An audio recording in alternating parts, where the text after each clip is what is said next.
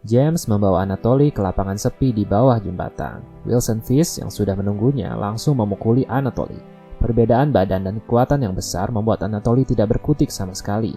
Wilson Fisk melampiaskan kemarahannya kepada Anatoly karena telah merusak kencannya. Anatoly akhirnya tewas di tangan Wilson Fisk.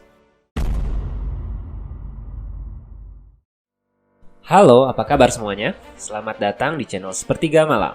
Pada episode kali ini, Sepertiga Malam akan membahas rangkuman dan alur cerita TV series yang berjudul Daredevil. Series ini menceritakan seorang superhero bernama Matt Murdock.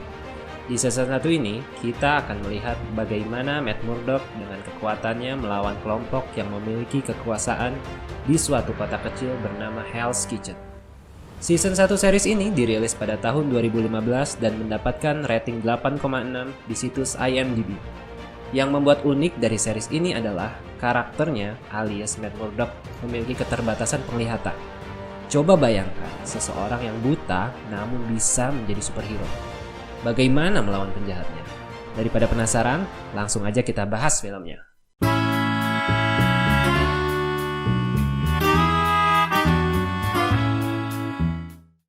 Film dimulai ketika Claire sedang mendengar penjelasan tentang detail dari kekuatan Matt.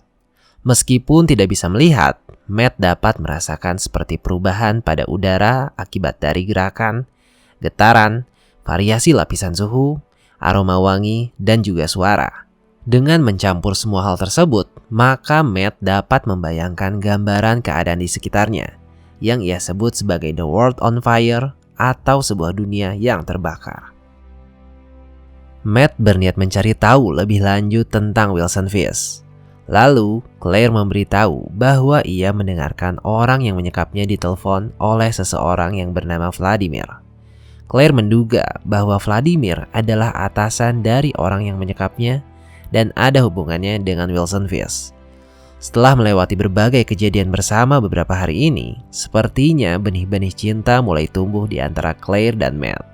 James datang ke kantor Vladimir yang sedang panik karena Anatoly tak diketahui keberadaannya. James tidak menceritakan kejadian yang menimpa Anatoly. Ia juga berbohong kepada Vladimir bahwa Anatoly langsung pulang setelah menemuinya. Tiba-tiba Sergei datang dan membawa mayat Anatoly. Di dalam kantong baju mayat Anatoly ditemukan topeng hitam yang membuat Vladimir berasumsi bahwa Anatoly telah dibunuh oleh pria bertopeng yang tidak lain adalah Matt. Ternyata semua ini adalah rencana licik dari James. Ia memanfaatkan ketidaktahuan Vladimir untuk mengadu domba dengan pria bertopeng. Di malam harinya, Wilson Fisk mengadakan pertemuan bersama Leland, Nobu, dan Nyonya Gao. Wilson Fisk memberitahu bahwa ia berencana menyingkirkan Vladimir karena alasan itulah ia tidak mengajak Vladimir di pertemuan kali ini.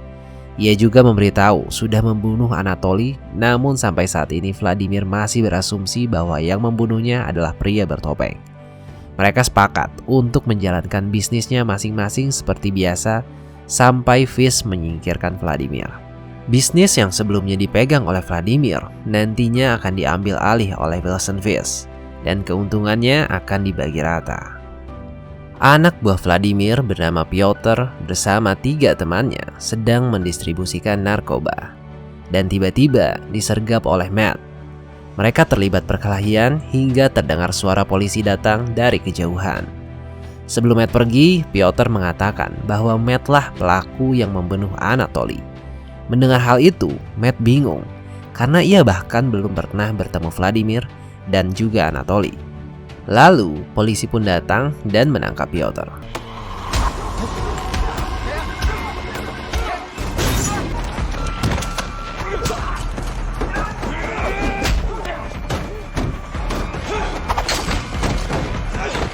Di kantornya, Matt bertanya kepada Foggy dan Karen mengenai berita seorang mafia Rusia yang dipotong kepalanya. Mafia Rusia yang dimaksud Matt adalah Anatoly. Namun, Foggy dan Karen tak pernah mendengar berita tersebut. Lalu datang seorang nenek bernama Cardenas. Ia meminta bantuan karena tempat tinggalnya akan diubah oleh pemiliknya yaitu Armand Tully menjadi kondominium mewah. Karena banyak kenangan di tempat tinggal tersebut, Cardenas menolak uang kompensasi tersebut dan berniat untuk bertahan. Tapi akhir-akhir ini Cardenas mengalami gangguan, mulai dari listrik dan air yang mati sampai perabotan rumahnya dirusak oleh orang tak dikenal. Akhirnya Matt bersedia membantu Cardenas dan Foggy akan menemui pengacaranya yang mewakili Armand Tully. Firma hukum yang mewakili Armand Tully adalah Landman & Zack.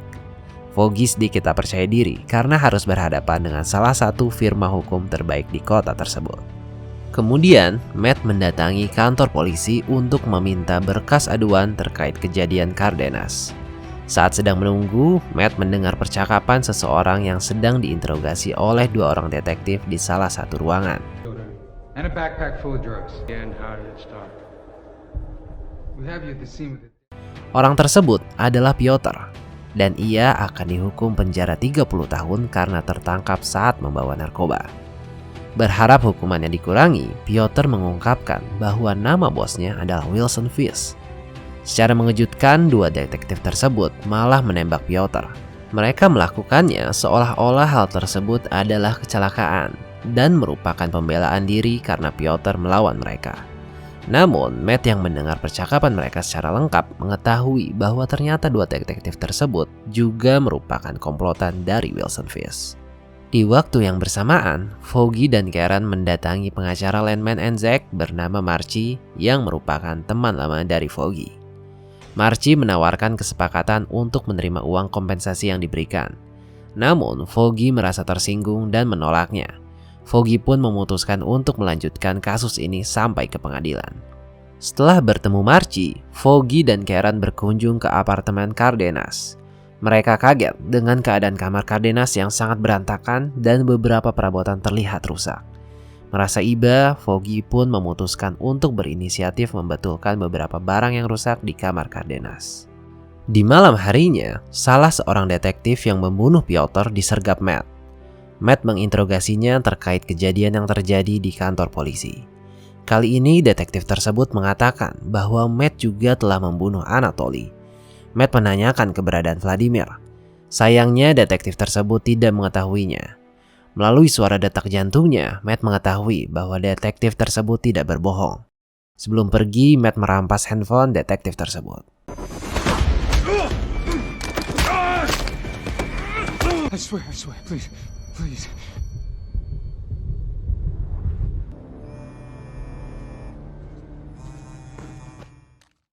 Vladimir mendapatkan info terbaru dari seseorang bernama Turk.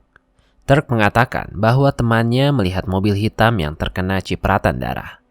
Pemilik mobil tersebut adalah pria besar, putih, botak, dan dia berkata sesuatu mengenai pria bertopeng. Kali ini, Vladimir berasumsi bahwa ternyata pria bertopeng merupakan anak buah dan bagian dari rencana Fish. Vladimir yang sudah dirasuki amarah memerintahkan Sergei mencari keberadaan Fish. Ia berencana menyerang Fish dengan seluruh senjata dan juga anak buah yang dimilikinya. Claire memeriksa handphone milik detektif yang sebelumnya diambil oleh Matt.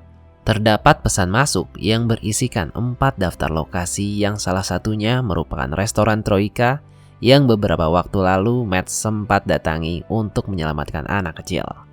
Matt menebak salah satu dari daftar lokasi itu merupakan markas dari Vladimir. Ia segera bergegas untuk menuju daftar lokasi tersebut. Namun Claire mencegahnya dan mengatakan tidak ingin jatuh cinta kepada orang yang main hakim sendiri. Namun Matt mengabaikannya dan pergi meninggalkan Claire. Di suatu restoran, Fish kembali mengajak Vanessa untuk makan malam. Ia meminta maaf atas kejadian yang terjadi beberapa hari yang lalu. Fish berjanji akan menjawab dengan jujur apapun yang ingin Vanessa tanyakan. Akhirnya Fish pun memulai terbuka tentang siapa sebenarnya dirinya kepada Vanessa.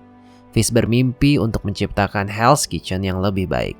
Sebenarnya jika dilihat mimpi Fish sama dengan Matt, namun cara untuk mencapai mimpi tersebut yang berbeda. Vladimir yang sudah mendapatkan info mengenai keberadaan Fish siap menyerang bersama anak buahnya.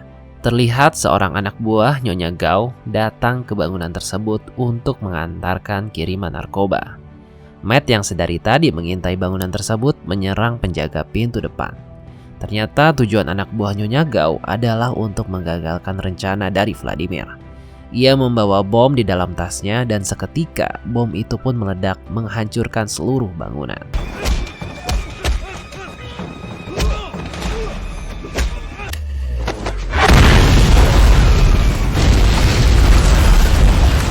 Dari restoran, Fish mengamati ledakan yang sudah ia rencanakan ini. Ledakan tersebut bukan hanya berasal dari bangunan tempat Vladimir berada, namun juga dari 3 lokasi lain yang tertulis di handphone detektif yang sebelumnya diambil oleh Matt. Salah satu lokasi yang diledakkan juga adalah apartemen dari Cardenas.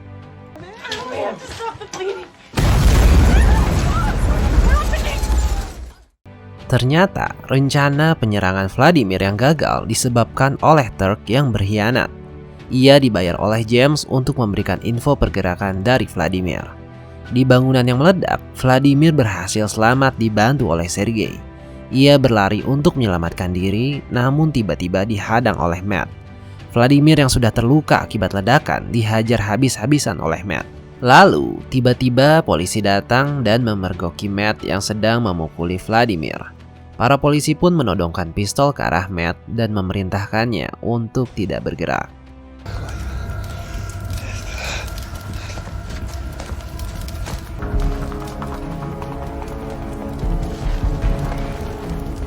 Vladimir! Мальчик, не буду расплачиваться.